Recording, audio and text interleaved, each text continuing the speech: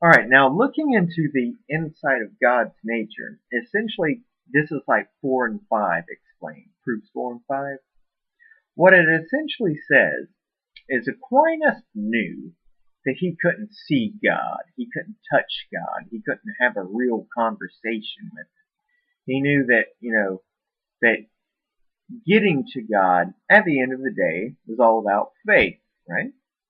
And so, well, if that's all that he left it at, well, that's very, how do you say, it's like being shortchanged. It's not giving you a good answer, right? Faith and faith alone is not strong enough for religion to stand against the tide of philosophy, so to speak, to use a poetic metaphor. So what he did is he used philosophy to discuss how we could get insight into God's nature. And what he came up with is that all we can do to verify the existence of God is to recognize God as being the designer or creator of all things around us. In other words, we experience God's effects. The effects that is caused by God is what we experience. And when we experience those effects, we at the same time experience God. That all things in life that produce, create, those are good things.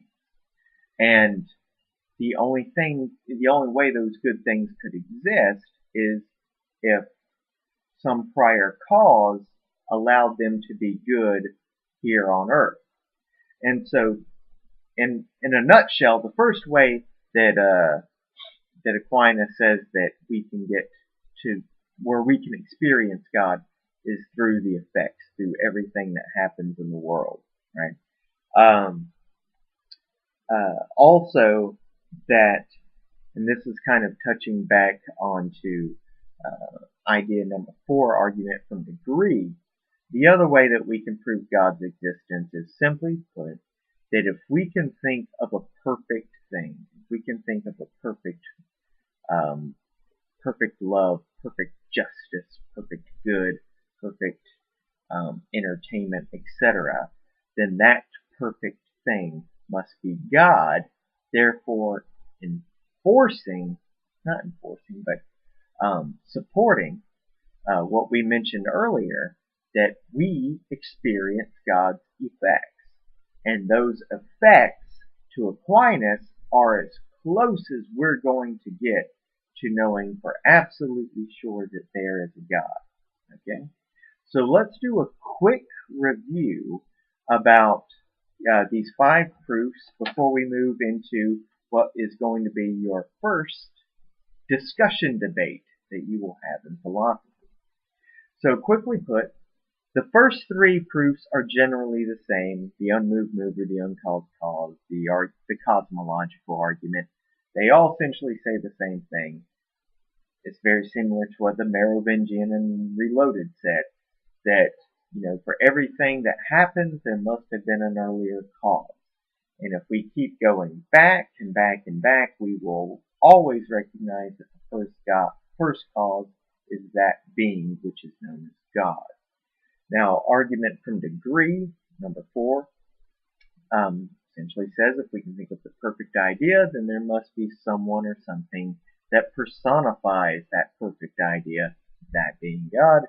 And finally, the argument from design, as in, if everything around you looks designed, whether it be that dogs chase cats, cats chase mice, that we breathe air, we don't breathe underwater, vice versa, that all of that has happened by design, that it just couldn't accidentally happen.